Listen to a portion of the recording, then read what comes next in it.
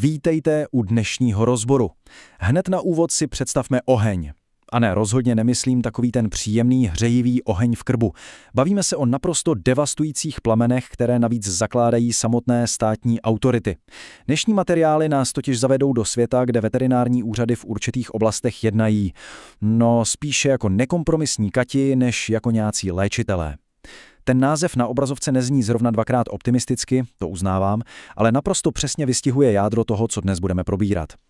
Upalte je všechny. Jasně, zní to trochu jako nějaká hodně dramatická hláška z historického filmu o čarodějnických procesech, ale zdrojové texty naprosto jasně dokládají, že to není vůbec žádná nadsázka.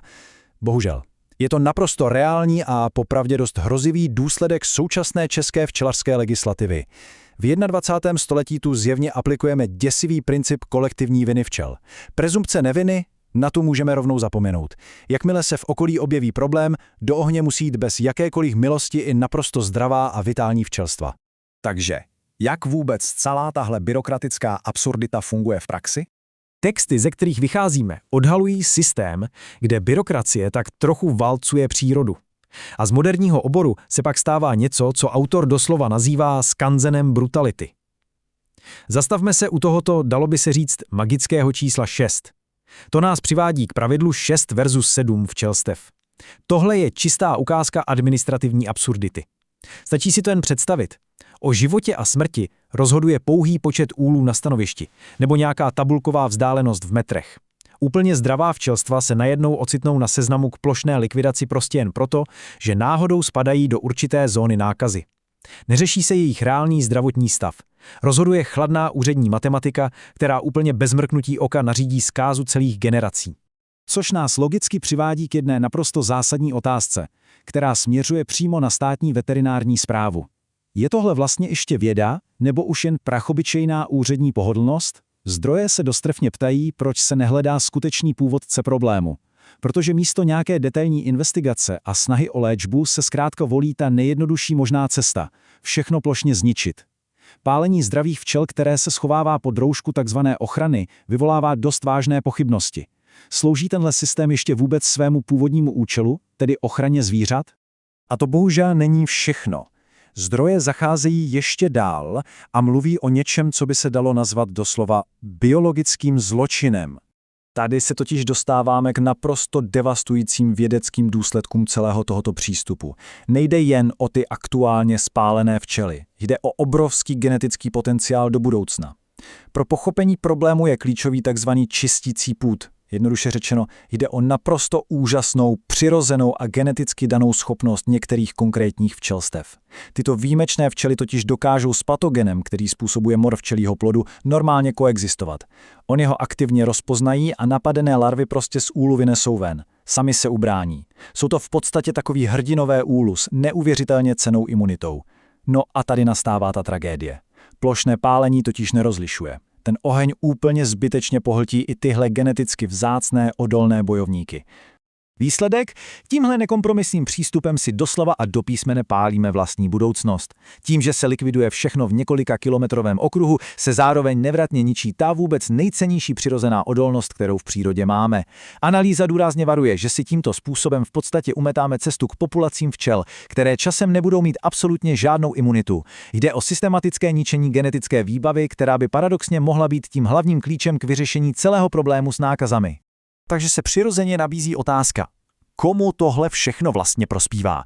Pojďme se podívat na tu systémovou nespravedlnost. Tady už se dostáváme k docela ožehavému ekonomickému a politickému rozměru. Zdroje poukazují na jeden obrovský kontrast v tom, na koho tenhle systém ve finále dopadá nejvíc. Na jedné straně tu máme drobné včelaře. Pro ty jsou včele často doslova celoživotní vášní. Když přijde nařízení o likvidaci, je to pro ně nejen existenční, ale hlavně naprostá emocionální destrukce. No a na druhé straně stojí velkochovy a obří zemědělští hráči. Zdroje upozorňují na jejich nemalý politický vliv a také na to, že pro ně jsou včelstva mnohdy jen dalším řádkem v účetní tabulce. Materiály velmi provokativně naznačují, že skutečný původ nákazy se často skrývá v zanedbaných nebo špatně kontrolovaných kočovných vozech právě těchto velkých hráčů.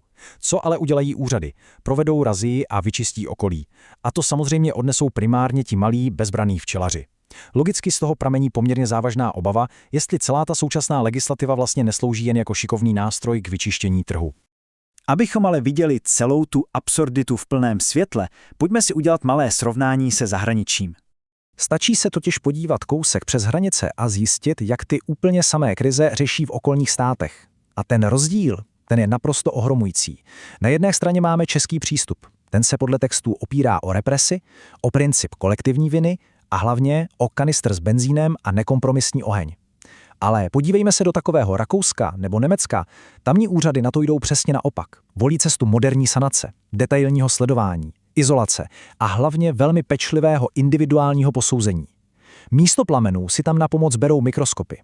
Zdrojový text se proto naprosto oprávněně ptá, proč si u nás zuby nehty držíme tenhle středověký ostrov destrukce, když kousek vedle naprosto běžně fungují moderní a osvědčené vědecké metody.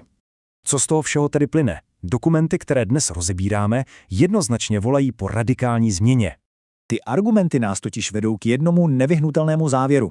To, co tu máme před sebou, není jen nějaké suché konstatování faktů. Je to velmi naléhavé volání po reformě celého tohoto zkostnatělého systému.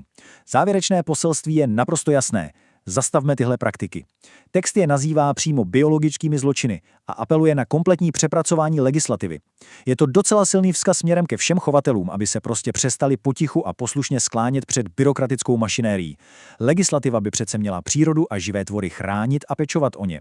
Rozhodně by je neměla jen tak naslepo a bez jakýchkoliv pádných důkazů posílat rovnou do ohně. Což nás přivádí na samý závěr dnešního rozboru. Ve vzduchu totiž zůstává viset jedna docela mrazivá otázka. Bude celá společnost i nadále nečinně přihlížet tomu, jak se kvůli nesmyslným úředním tabulkám pálí naše budoucí genetická naděje? Nebo už zkrátka nadešel čas s konečnou platností vyměnit zápalky a benzín za mikroskopy a vědu? Jak si na tohle odpovíme, totiž nakonec rozhodne o tom, jak bude vypadat budoucnost celého jednoho naprosto klíčového ekosystému.